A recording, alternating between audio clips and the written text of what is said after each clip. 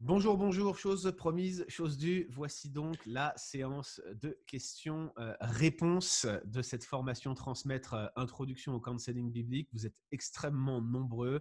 Il y a de très nombreuses questions, mais permettez-moi tout d'abord d'introduire mon cher ami Mathieu Caron. Salut Mathieu, ça va? Salut Guillaume, ça va très bien, merci.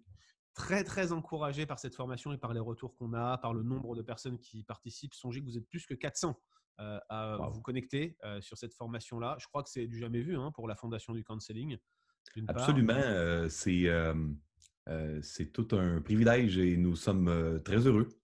Et clairement, c'est le record battu du nombre d'inscrits pour une formation transmettre. Donc, on est très reconnaissant de cette formation-là. Et puis, on a touché, je crois que tu peux le dire, Mathieu, je ne veux pas couper l'herbe sous le pied de ce qu'on va dire dans les questions, mais il y a eu plusieurs sujets qui ont été abordés, mais ce n'est qu'un survol. Il y a tant de choses à dire Ouais, et on voudrait que ceux qui participent à la formation puissent, je dirais, avoir envie d'aller plus loin. C'est ce que je ouais. disais un petit peu dans l'introduction, à cette formation-là. À cet effet, je vous rappelle que vous allez recevoir un courriel de Mathieu et de moi à la fin de la période de formation, c'est-à-dire après que cette formation ne sera plus en ligne, c'est-à-dire le 29 novembre. On va vous donner toutes les indications nécessaires si vous voulez continuer à vous former. Et je vous rappelle qu'il y a une petite réduction pour tous les participants à cette formation Transmettre. Que vous suiviez la formation de type licence, on dit un bac, un baccalauréat, au Québec, mais que vous suiviez la formation de type licence avec l'Institut biblique de Genève ou que vous la suiviez avec Sembec, il y aura une réduction pour vous sur le premier module de cours. Donc, c'est quand même un privilège. On voudrait vous offrir ça. Donc, scrutez votre boîte courriel autour du 29 novembre. Mathieu et moi allons vous écrire. L'autre chose, je vous rappelle que si vous voyez à temps cette séance de questions-réponses sur la page de la formation, je vous rappelle qu'avec le code ATHEO, vous pouvez vous inscrire à la prochaine formation Transmettre pour 5 euros seulement. C'est presque donné. C'est une formation d'introduction à la théologie biblique, notamment à la théologie biblique de l'Ancien Testament. On va regarder ensemble des concepts comme l'évolution de la théologie biblique, définition un petit peu de cette méthodologie. On va aussi survoler l'histoire de l'interprétation de l'Ancien Testament. Il y a beaucoup de choses à dire. Et puis, on va passer en revue les grands corpus de l'Ancien Testament. On va en extraire les principaux thèmes et on va en discuter ensemble. Alors, avant le 22 novembre au soir, si vous arrivez à vous inscrire, eh bien, c'est seulement 5 euros pour vous.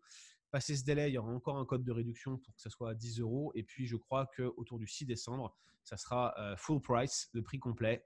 Ça sera quelque chose comme 20 euros. Donc, voilà pour vous. Et puis, bien sûr, continuez à regarder les différents liens qu'on vous a mis sur la page de la formation. Il y a des ressources, notamment des podcasts que Mathieu avait fait avec nous. Puis, en réponse à vos questions, on va mettre au fur et à mesure d'autres ressources que vous pourrez consulter.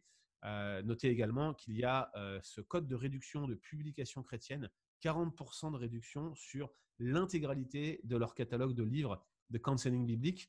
Certains de ces livres ont été traduits spécifiquement pour la formation de type licence qui est proposée par la Fondation du counseling biblique. Donc, si vous voulez continuer, poursuivre la réflexion sur cette formation, voilà où vous devez aller. Alors, mon cher Mathieu, on a plein de questions, je le disais. Peut-être on voudrait commencer par, je dirais, une série de clarifications. Il semble que plusieurs auditeurs, vu les questions qu'on a reçues, euh, ont l'impression que tu ne recommandes pas d'aller vers un psychologue ou d'un praticien ou même un psychiatre non chrétien. On sait évidemment qu'un psychologue non chrétien a une vision du monde différente qu'un psychologue chrétien, ça va de soi. Un non chrétien et un chrétien vont avoir deux approches différentes. Mais certains se demandent si c'est réellement ce que tu as dit. D'autres carrément posent la question. David Charrier, par exemple, demande comment accompagner un frère ou une sœur qui a pris la décision d'aller voir un psychologue non chrétien. Alors, qu'est-ce que toi tu répondrais à cela? Est-ce que c'est vraiment ta position? Est-ce que tu n'encourages pas? Et s'il y a des réserves, comment est-ce qu'on doit répondre à un frère ou une sœur qui ont pris cette décision d'aller voir un psychologue non chrétien? C'est une excellente question. Euh, je vais commencer par traiter du rôle du psychiatre. Ça, c'est le plus facile. Donc, un psychiatre est un médecin qui est spécialisé au niveau des troubles de l'humeur et puis de la santé mentale. Et puis, on ne veut jamais médicaliser le péché ni spiritualiser la maladie. Donc, évidemment, euh, on reconnaît qu'il y a des influences du corps sur le cœur et sur la santé mentale. Donc, Mm. on, on est très, loin d'être réticents, nous sommes très sensibles à encourager les gens qui consultent, qui ont peut-être besoin de médicaments, d'aller voir leur médecin et leur psychiatre, qui sont compétents à déterminer l'indication ou la non-indication d'une Mhm. prescription pharmacologique. Ok. Ceci étant dit, au niveau des psychologues, moi, je vois vraiment qu'il y a une complémentarité parce que un psychologue a pour rôle de diagnostiquer et de traiter des problèmes de santé mentale, tandis qu'un conseiller biblique, il encourage un autre croyant dans une démarche de foi et ou de repentance. Donc oui, bien sûr, euh, il peut y avoir énormément d'interfaces qui se chevauchent, mais pour moi, le conseil biblique ne doit pas chercher à diagnostiquer ni à traiter la santé mentale. Il encourage avec l'Évangile dans la foi et ou la repentance. Tant mieux si cela a un bon effet sur la santé mentale, mais là où nous pouvons avoir des réserves, c'est de chercher à prendre la psychologie séculière pour grandir dans notre foi, pour porter du fruit. Donc, la psychologie séculière n'est pas le bon outil dans la sanctification progressive, tout comme la Bible n'est pas le bon outil pour traiter un diabète ou traiter un problème organique. Merci beaucoup pour cette clarification et pour cette réponse. Il y a, je pense, beaucoup d'incompréhension vis-à-vis du fait qu'on parfois on a tendance à conseiller dans certains cas, notamment les cas d'accompagnement spirituel, de ne pas forcément se tourner vers des psychologues non chrétiens. J'ai une double question qui est la mienne, hein, qui vient complémenter celle à laquelle tu viens de répondre. Est-ce qu'il n'y a pas des domaines où, dans les milieux chrétiens francophones notamment, on manque de spécialistes? Par exemple, a-t-on des psychologues qui sont formés en sexologie, qui ont la même approche que celle que tu défends, non intégrationniste, et qui seraient compétents pour accompagner des personnes qui auraient des phénomènes d'addiction ou des problématiques très particulières liées à la sexualité? Est-ce que dans un cas comme ça vaut pas le coup d'envoyer des personnes dans le séculier vers des psychologues cognitivo-comportementaux formés spécialement à la sexologie? Et puis, une question qui est connexe et qui a été posée aussi, finalement, est-ce que le counseling biblique, tel qu'on le présente dans cette introduction, mais également dans la formation à la licence dans son ensemble, est-ce que ça ne serait pas finalement quelque chose qui aurait simplement attrait à la sanctification du croyant plutôt qu'à l'accompagnement de leurs souffrances, plutôt qu'à leurs problèmes qui sont réellement des problèmes liés à leurs expériences, à leur passé? Qu'est-ce que tu répondrais à ça? C'est une semi-critique qu'on a reçue, Oui, pour être franc. oui, tout à fait. Hein. Donc, pour moi, la sanctification progressive, elle se fait dans cette dynamique de souffrance. Nous sommes dans un monde brisé par le péché, et pas seulement nos péchés, par le péché originel qui nous donne des maladies, qui fait que la création est déréglée par les péchés des autres à notre égard, dont nous sommes victimes. Donc pour moi, euh, la sanctification se fait et transcende toute la sphère de la souffrance, mais souffrance n'égale pas problème de santé mentale. Maintenant, si je veux vraiment, parce que c'est facile, il y a certains problèmes de santé mentale, je prends une caricature, un homme qui fait un accident d'auto doit réapprendre à parler et à écrire. Évidemment, personne ne va lui lire l'Évangile de Marc on va l'envoyer en rééducation. Ça c'est clair, c'est facile. Et quelqu'un qui a un péché récurrent. Surtout l'évangile de Marc, ce ne serait pas la meilleure chose pour apprendre à faire des phrases complètes. Bon, c'est un autre débat. Elle est bonne celle-là. Et évidemment, quelqu'un qui a un problème de péché récurrent, on ne l'enverra pas habituellement pour un traitement de santé mentale. Il y a des conditions qui sont à l'intersection. Donc, nous prenons un cours de 40 heures quasiment, qui traite beaucoup des troubles de personnalité. Où là, on n'est pas dans une problématique organique, nous sommes dans des diagnostics de santé mentale et nous sommes dans un champ où vraiment le diagnostic et le traitement semblent chevaucher la croissance spirituelle. Et là, moi, j'aime beaucoup travailler en raison du manque de spécialistes dans le milieu évangélique. Par exemple, euh, donner un exemple très précis, quand des gens atteints du trouble de personnalité limite nous consultent à la Fondation, nous aimons que ces gens-là soient suivis par leur médecin, souvent un psychiatre, qui donnera la médication adéquate. Souvent, nous apprécions quand ils sont suivis par des psychologues. Il y a peu de psychologues chrétiens au Québec, donc souvent, ils sont suivis par des psychologues séculiers. Et là, il y a des groupes de support, des thérapies de groupe où c'est très, très utile la facette qu'ils vont aller chercher à cet endroit-là. Et souvent, ils ont une rencontre avec un de nous, hein, un des conseillers bibliques, où ils peuvent vraiment avoir l'interface spirituelle. Donc, il y a des conditions où c'est clairement pas l'apanage de la psychologie, on n'est pas dans le traitement ou la santé. Il y en a que c'est le contraire, on est clairement dans la psychologie, quelqu'un qui doit réapprendre à parler, un trauma crânien. Et il y a des choses à l'interface où le groupe de support aide énormément. Et là, je n'ai pas le temps de justifier le pourquoi et pourquoi il y a une facette dans les troubles de personnalité qui n'est pas, à mon avis, la sanctification. Mais bon, dans le cours de Counseling Biblique 3, on en parle une bonne partie du cours. Hein. Donc, il y a des choses à gauche, à droite, et il y a des choses qui sont compliquées où il faut avoir beaucoup de jugement et tracer une ligne qui est nuancée.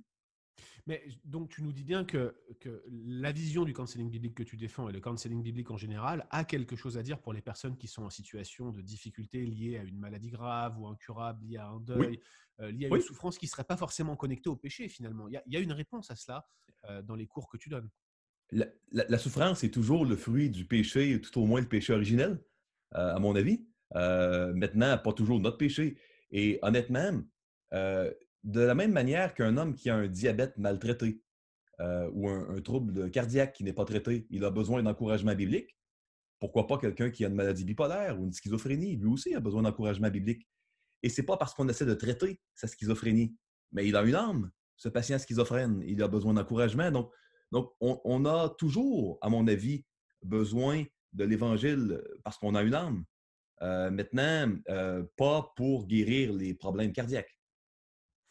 Très bien, je comprends tout à fait ce que tu dis là. Et donc, il y a des problèmes qui relèvent du domaine médical.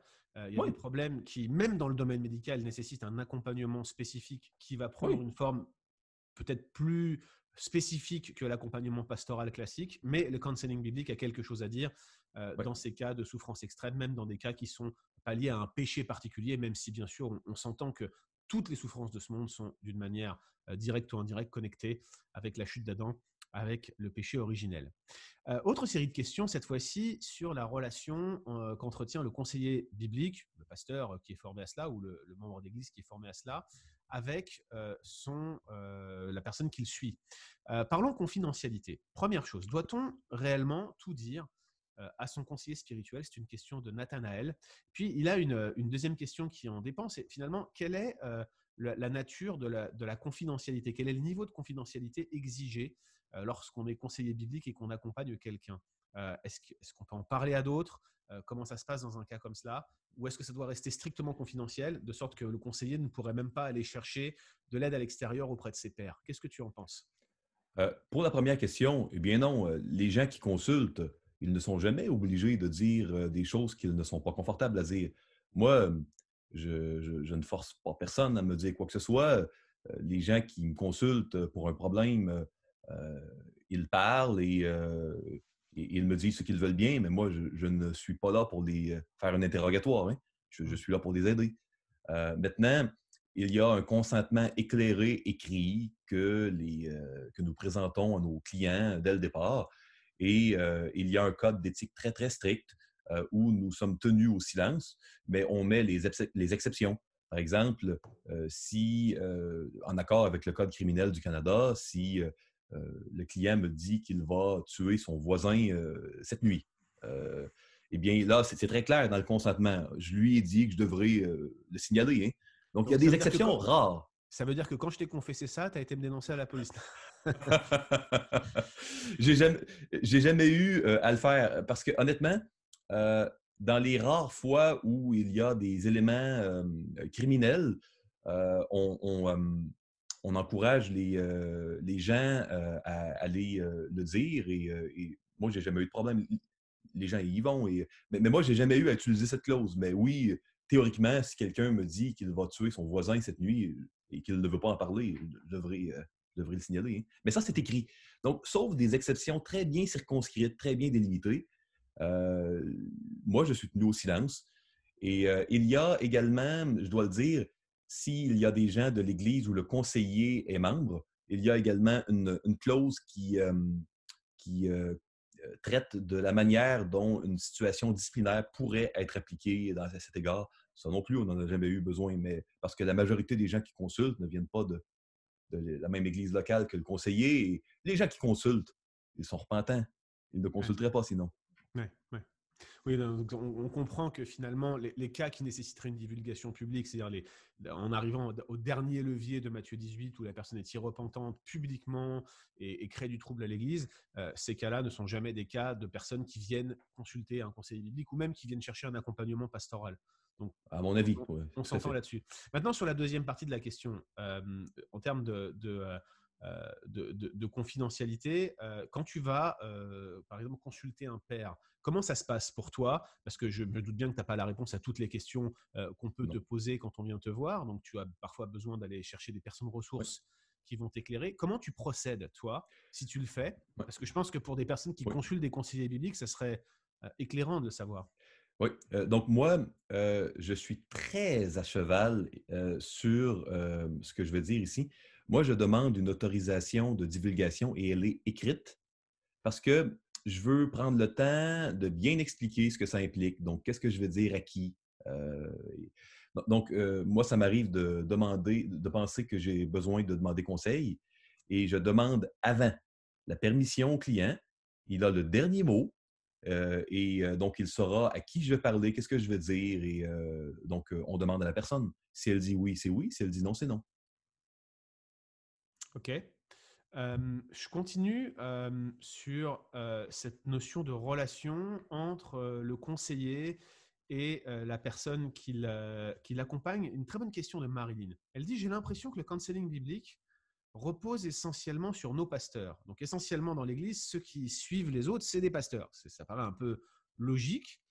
Elle parle donc d'accompagnement pastoral. Mais dit-elle, ne serait-il pas envisageable et souhaitable, après formation, que des membres de l'Église s'en chargent également? Concrètement, comment pourrait s'organiser le counseling biblique dans l'Église, dans l'optique où nous sommes tous appelés à nous encourager les uns les autres? Je trouve que c'est une excellente question. Oui. Dans quelle mesure les laïcs, qui ne se sentent pas appelés au ministère pastoral, pourraient intervenir dans une démarche de counseling, Mathieu? Eh bien, comme je le disais, je crois, dans le vidéo numéro 1, et je citais John MacArthur, qui disait que tout le peuple de Dieu devrait apprendre à faire le counseling biblique. Et Paul Tripp dit la même chose, dans le sens large où le counseling, c'est s'encourager avec l'Évangile et la parole. Tout le monde devrait en faire. Donc, moi, je crois que tous les chrétiens devraient s'encourager les uns les autres avec la parole, ce qui est du counseling au sens large. Et oui, c'est bon d'avoir des gens qui sont appelés à se développer pour le counseling biblique, mais formel, parce qu'il y a des situations très compliquées, mais moi, je suis vraiment d'accord avec la sœur. Tout le monde devrait en faire. Et quelle forme ça prend dans ces cas-là? Quelle interaction quelqu'un qui est formé au counseling biblique doit-il avoir, par exemple, avec ses anciens? Est-ce qu'il y a une démarche spontanée, un peu comme le discipulat, où finalement on s'invite les uns les autres, on va boire un café ensemble, et puis parfois c'est formel, c'est connu par l'Église, parfois c'est informel, on s'encourage les uns les autres. Donc est-ce qu'il y a une dimension informelle à cela? Ou bien est-ce que celui qui est formé et qui commence à rentrer dans une relation d'accompagnement devrait se signaler à ses anciens, à ses pasteurs? Est-ce qu'il y a un contrôle de l'Église de ces pratiques-là? Eh bien, nous, notre vision, nos valeurs à la fondation du counseling biblique, c'est des centres de counseling qui sont dans une église locale sous l'autorité des anciens. Donc, nous croyons beaucoup à l'Église locale. Nous croyons que c'est l'Église locale qui est la colonne et l'appui de la vérité et que les organisations para-ecclésiastiques doivent appuyer l'Église locale. Donc, nos centres de counseling sont dans des églises locales et les anciens, il y a un code d'éthique très clair que les anciens acceptent. Les anciens sont en phase avec cela. Ils savent que s'il y a une situation de discipline, on va, on- il y a un canal qui va se rendre à eux. Maintenant, pour tous les clients que nous avons qui sont d'autres églises locales, d'un peu partout, nous sommes très friands, très prompts à proposer aux clients, dès la première rencontre, aimerais-tu que nous mettions ton pasteur dans le circuit? Et si la personne nous dit oui, on lui propose une autorisation de divulgation qui fait que le pasteur, souvent, il peut être présent lors d'une des rencontres où on va l'appeler, on va faire une vidéo. Et nous aimons beaucoup arrimer le plus possible les rencontres avec un des anciens ou un frère, une sœur de l'Église. Plus il y a de personnes, mieux c'est pour nous. Donc, les pasteurs, la plupart de nos références en counseling proviennent des pasteurs, hein, parce qu'ils ils voient que c'est arrimé à l'Église, ils ne voient pas ça comme une compétition, c'est du travail d'équipe, ils sont contents. Ok. Je pense que ça correspond aux valeurs que nous cherchons à mettre en avant aussi avec Transmettre. Je continue sur le même thème. On a Teddy qui nous demande s'il ne faudrait pas une certaine distance, voire un détachement quand on accompagne les personnes. Et du coup, si ce détachement est nécessaire, qu'en est-il des personnes que nous accompagnerions et qui serions nos amis, nos proches, voire même nos familles? Je sais que mon épouse qui est médecin, par exemple, a tendance à ne pas prendre des personnes de sa famille ou des très proches en consultation, sauf extrême urgence. Elle préfère les laisser à d'autres collègues, d'autres confrères. Qu'est-ce que tu en penses, toi, au niveau du counseling Ouais. biblique? Donc, si nous parlons du counseling biblique informel, de s'encourager, évidemment, pas besoin que ça soit distant. Hein. Euh, Maintenant, c'est certain que si ton fils a des problèmes de couple et que tu es conseiller biblique, peut-être es-tu mieux de référer ça à un collègue et que ce ne soit pas toi le papa qui s'en occupe. Ou si ce sont tes parents qui ont des problèmes de couple, peut-être que c'est mieux que ce soit quelqu'un d'autre. Donc, oui, il y a une sagesse, pas une règle, une sagesse qui doit être là, mais ce n'est pas une faute si quelqu'un le fait. Maintenant, je crois que dans l'Église, nous sommes une famille. Jésus, le paradigme qu'il nous présente dans l'Évangile, ce sont des relations proches, d'affection, des relations compatissantes, où on porte les fardeaux les uns les autres dans la crainte de Christ. Donc pour moi, je, oui, si c'est trop proche, peut-être que c'est plus sage de référer, mais il n'y a aucun problème, à mon opinion, s'il y a des principes éthiques et un bon code de suivre des proches. Mais c'est à chaque conseiller biblique de se poser la question et à chaque client également de se poser la question. Est-ce qu'on peut utiliser le counseling biblique tel que tu le défends, tel que tu l'articules, pour accompagner des non-croyants, des gens qui ne sont pas réellement nés de nouveau, qui ne sont pas en alliance Ah, avec Christ, donc ça peut être des personnes en recherche, je suppose, ou tout simplement des gens qui, n'étant pas croyants, sollicitent les conseils de quelqu'un qui est formé au counseling biblique. Est-ce qu'il peut utiliser ces principes-là? absolument, absolument. Donc, si le counseling biblique, c'est tout simplement appliquer la parole de Dieu, la connecter à la vie de quelqu'un, on peut le faire à un chrétien, on appellera ça la sanctification. Et on peut le faire à un non-croyant, on appellera ça peut-être l'évangélisation. Et moi, il y a, croyez-le ou non, des incroyants qui consultent et, euh, et je suis très franc avec eux à la première rencontre en leur disant que euh, je, je leur dis toujours, écoutez, je vais être franc avec vous, hein, et je vais tenter de vous persuader d'expérimenter la conversion chrétienne durant le suivi. Et je ne vous forcerai pas, je ne mettrai pas de pression, mais je vais vraiment avoir l'agenda de vous persuader d'expérimenter la conversion chrétienne. Et je vous le dis parce que je ne voudrais pas être hypocrite ou vous manipuler. Donc, je veux vraiment le mettre sur la table. Êtes-vous confortable avec cela? Et 100% du temps, les gens qui m'ont consulté, les incroyants, ils disent oui, OK, ils apprécient la transparence, ils apprécient que je suis franc avec eux. il y a des, j'ai été témoin de plusieurs conversions d'incroyants dans mon cabinet de counseling. D'autres qui ne se sont pas convertis ont quand même apprécié le suivi biblique. Donc, oui, c'est possible et moi, j'aime beaucoup le faire. Super, merci beaucoup. Autre question très pratique celle-ci.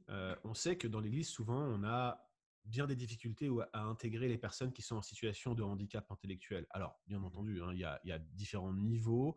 Mais on avait fait un podcast avec mon ami Nicolas Côte-Noir, qui est pasteur à Montréal, sur Mm. ce sujet, qui a des enfants en situation de handicap et qui a beaucoup réfléchi à la question. Mais spécifiquement, quand ça a trait au counseling, dès qu'on veut accompagner d'une manière un peu plus poussée, des situations de personnes qui ont un handicap intellectuel. Est-ce qu'il y a des mesures particulières qui peuvent être prises? Est-ce qu'il y a des positionnements ou des conseils que tu pourrais prodiguer? Oui, pour ceux et celles qui connaissent l'anglais, moi, je crois que définitivement, il y a des ressources très intéressantes dans le ministère Johnny and Friend Mhm. aux États-Unis. Il y a beaucoup de bons matériels et de bons conseils à aller chercher dans ce ministère spécialisé, qui est un ministère qui est tout à fait en phase avec la ligne de pensée du counseling biblique que nous articulons. Maintenant, Tu parles de Johnny Erickson Tada, c'est ça en oui, fait, hein? oui, oui, son ministère Johnny and Friends, c'est très bien hein, le Super. matériel qu'ils ont. Maintenant, euh, je crois que dès qu'il y a quelqu'un qui est en situation de vulnérabilité particulière, donc quelqu'un qui a un handicap mental, quelqu'un qui est mineur, donc dès qu'il y a une notion de vulnérabilité, il y a des dispositions éthiques particulières à adopter. Par exemple, euh, si jamais il y avait des bénéfices secondaires, donc je donne un exemple ici, la personne qui est handicapée intellectuelle, s'il y a un gain financier particulier pour le conseiller biblique ou des décisions financières, et là je fais une caricature, si la personne handicapée intellectuelle demande de l'aide à son conseiller biblique pour faire son testament, ou des,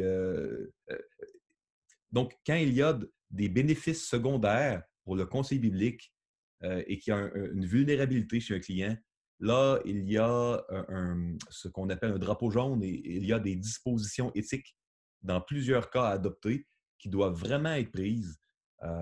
Ou encore, si la personne qui est vulnérable veut donner un cadeau, veut donner un cadeau important au conseiller, à la conseillère. Donc, il y a plusieurs dispositions éthiques additionnelles quand il y a de la vulnérabilité. Je crois que ces phénomènes de protection doivent aussi être pensés pour des pasteurs. Moi, je me Oui. souviens d'un cas où une dame, d'ailleurs assez âgée, qui est, je crois, décédée maintenant, était venue me voir alors que je la connaissais très peu, puis qui m'avait proposé de donner une partie de son héritage aux formations transmettre, vous vous rendez compte?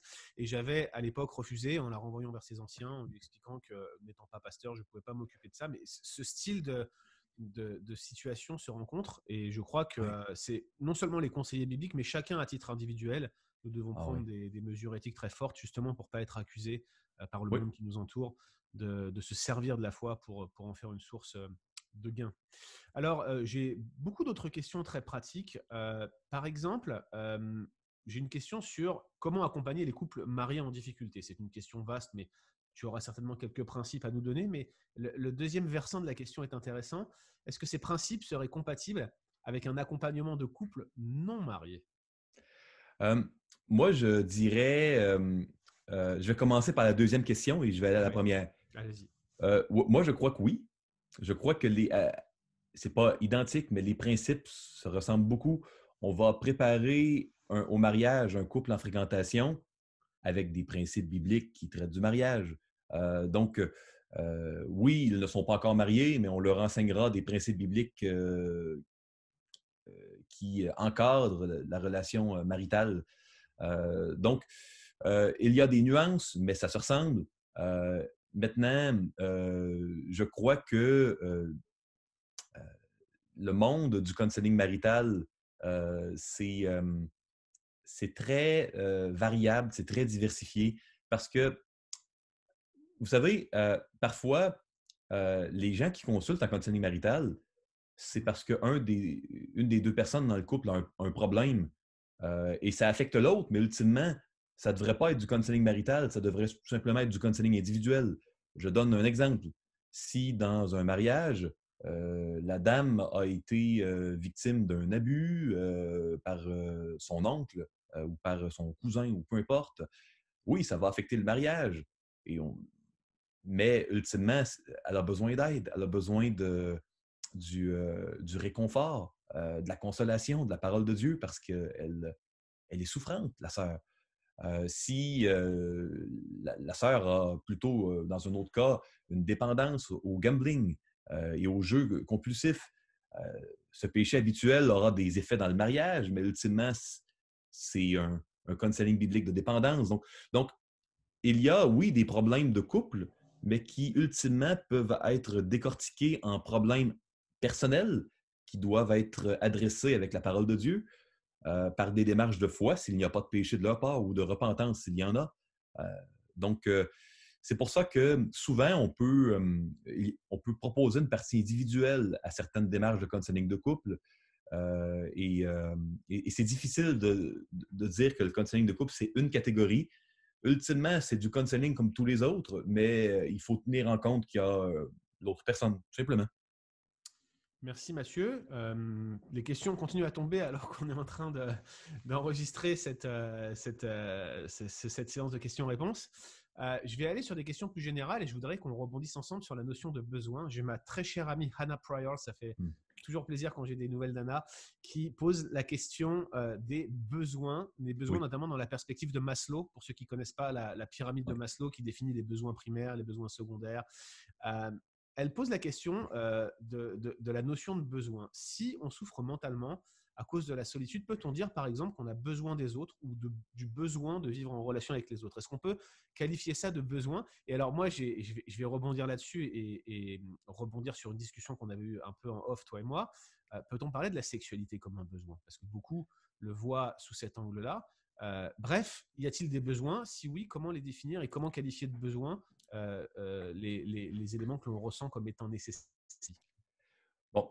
Euh, David Paulison a écrit un excellent article dans le journal du counseling biblique sur les différences entre la notion en psychologie moderne du mot besoin et la théologie biblique des besoins.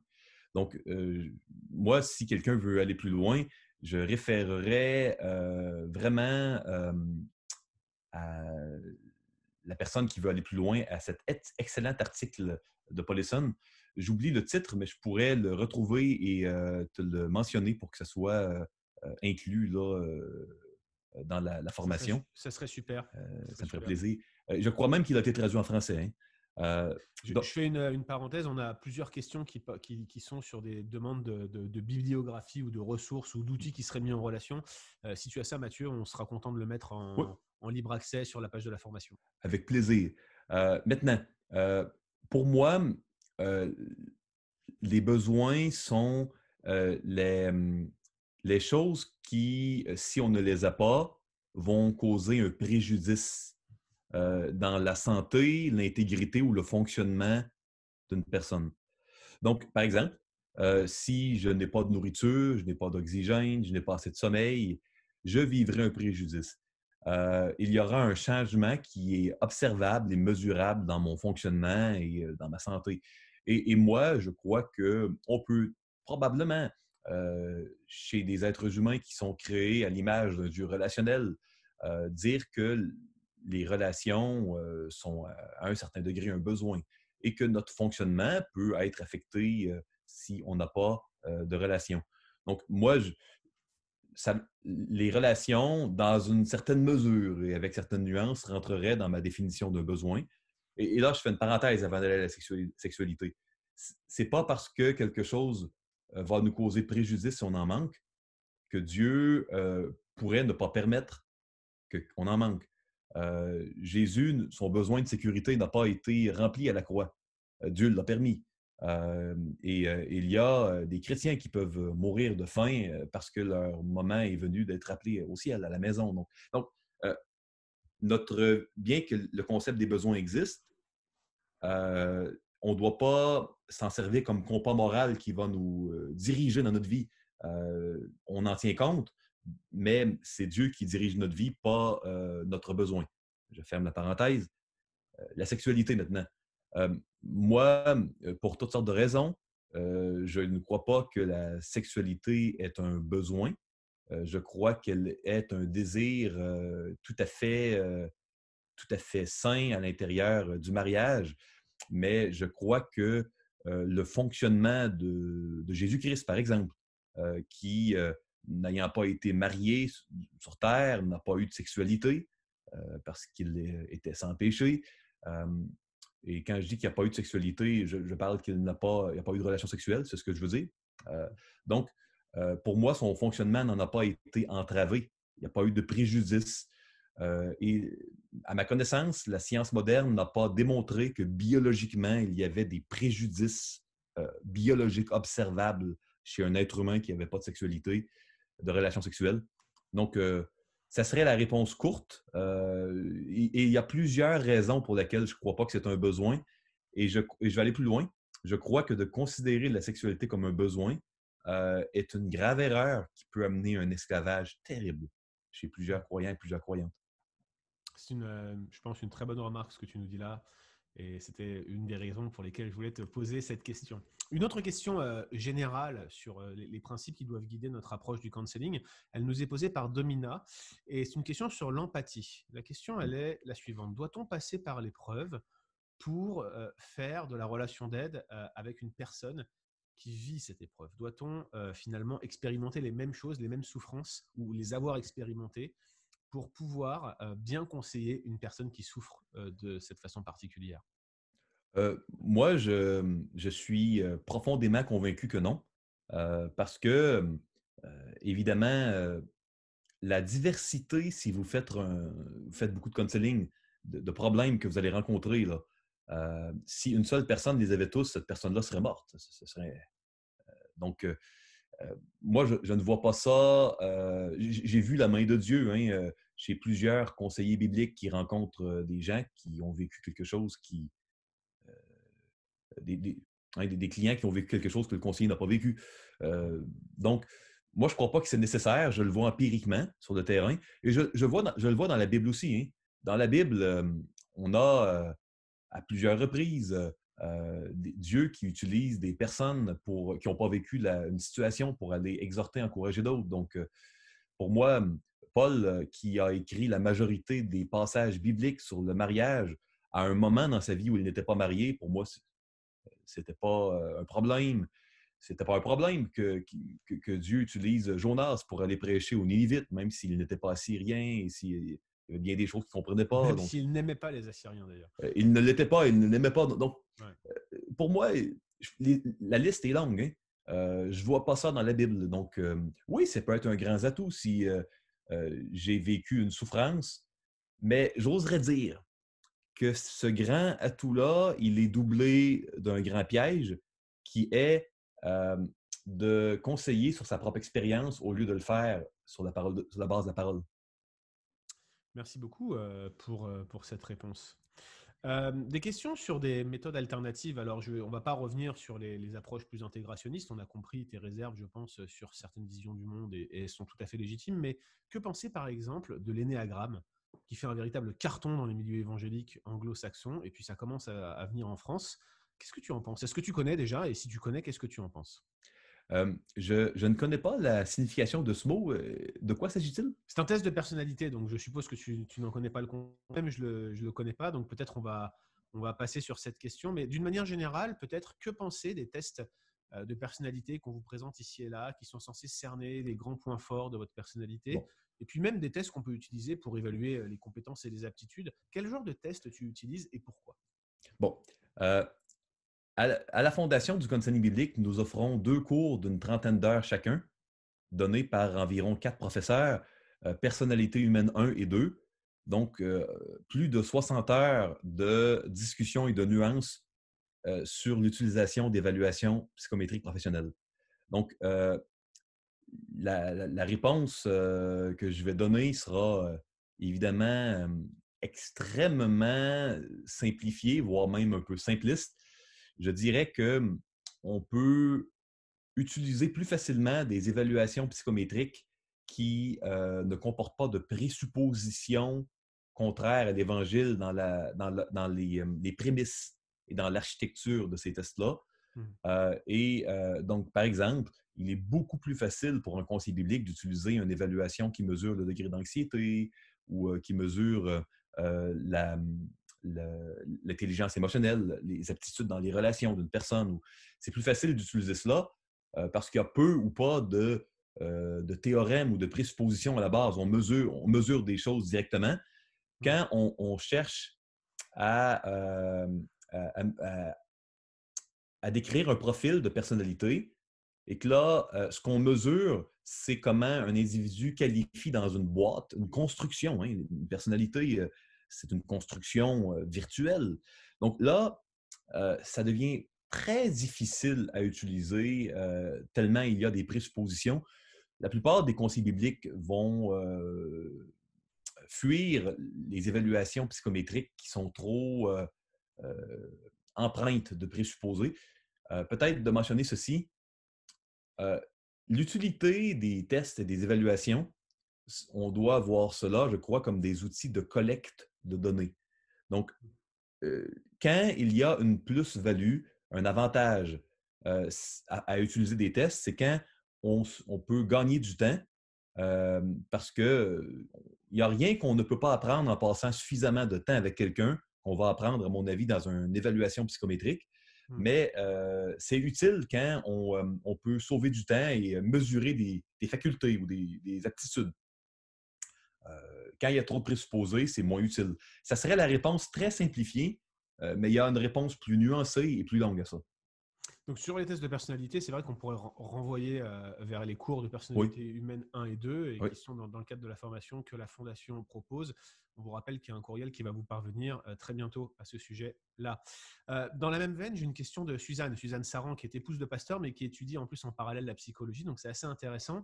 Elle s'est rendue compte, elle s'est fait la réflexion que pas mal de systèmes séculiers parviennent finalement assez bien à décrire le péché. C'est assez drôle. Donc elle pose la question, est-ce que les théories et les systèmes séculiers, pas simplement les outils qu'ils utilisent, mais vraiment les théories, peuvent aider à comprendre les problèmes, bien sûr sans apporter la solution, mais est-ce que finalement, ça ne serait pas utile pour nous aider à diagnostiquer le péché dans les vies? Euh, je crois que la meilleure manière de comprendre le péché se trouve dans la Bible. Maintenant, je crois que les études en psychologie nous aident à comprendre les effets et j'oserais même dire les implications du péché sur la santé de quelqu'un et dans ses relations. Donc oui, je crois qu'il y a des études, toutes sortes d'études en psychologie qui sont utiles. Au niveau des théorèmes, je crois qu'il ne faut jamais chercher à ajouter à la parole de Dieu. Donc les théorèmes séculiers ne pourront jamais décrire parfaitement euh, le théorème avec un grand T, l'Évangile. Donc, donc, donc moi, je ne suis pas contre la psychologie pour ce qui est diagnostic et traitement, mais ce n'est pas ça qui doit être utilisé pour la sanctification. Maintenant, je crois quand même que les études sur le sommeil, sur les effets de certains problèmes, les effets, par exemple, du gambling sur la santé de quelqu'un, c'est intéressant d'avoir cela. Donc, il faut être nuancé. Dernière question, Mathieu, à la fin de cette formation. Si quelqu'un doit lire un seul livre, un seul, à l'issue de ce survol introductif, s'il ne peut en lire qu'un seul, quel doit être ce livre? Quel serait celui que tu conseillerais de lire à l'issue de cette petite introduction à la discipline du counseling biblique? Je dirais la Bible. J'aurais dû C'est, préciser un livre qui n'est pas la Bible, je dirais vers une relation d'aide renouvelée. de David Powlison, donc, c'est Oui, ça? oui, oui, ça serait définitivement un livre de nuances Mhm. qui aiderait beaucoup à comprendre. Euh, et peut-être de mentionner, euh, il y a plusieurs psychologues, autant en Europe qu'au Québec, qui ont fait avec beaucoup, beaucoup de joie la formation parce qu'ils ont vu que ce n'était pas ils ont vu la pertinence au niveau de la croissance et ils ont vu que ce n'était pas un discours anti-psychologie. Donc, Ouais. si jamais il y a des psychologues qui ont écouté cette introduction au counseling et qui aimeraient être mis en contact avec d'autres psychologues chrétiens qui ont fait avec beaucoup de plaisir, hein, et beaucoup d'appréciation de la formation, euh, je crois qu'il y a probablement des personnes à qui on peut référer. Eh bien, on le fera avec grand plaisir et vous pouvez continuer à nous écrire et on fera suivre les questions les plus pertinentes à Mathieu. Merci Mathieu pour ces bonnes réponses. C'est pas simple, hein, cet exercice, surtout sur un sujet comme celui-là. J'espère que le temps que vous aurez passé à écouter cette séance de questions-réponses aura été éclairant. Malheureusement, on doit s'arrêter maintenant. On ne pourra pas répondre à toutes les questions, mais c'était très enrichissant. Merci encore Mathieu pour cette Bienvenue. belle formation que tu nous donnes. Alors, je vous rappelle, hein, que vous pouvez continuer à creuser le sujet. On vient de vous recommander le livre de David Paulison, Vers une relation d'aide renouvelée. Puis vous avez tout le catalogue de publications chrétiennes. Les e-books sont à moins 40%. Donc, allez faire un tour. On vous laisse encore toute la semaine, hein, pour pouvoir accéder à cette formation. Vous pouvez aussi la recommander à d'autres qui pourront ensuite y accéder. Puis je vous rappelle, jusqu'au 22 novembre au soir, c'est très rapide, il y a cette réduction sur la prochaine formation Transmettre. Mathieu, un grand merci. On se dit, Merci à toi aussi, hein, pour l'invitation. c'était un grand plaisir, toujours un plaisir de te recevoir. On vous dit à très bientôt et bonne fin de formation à tous.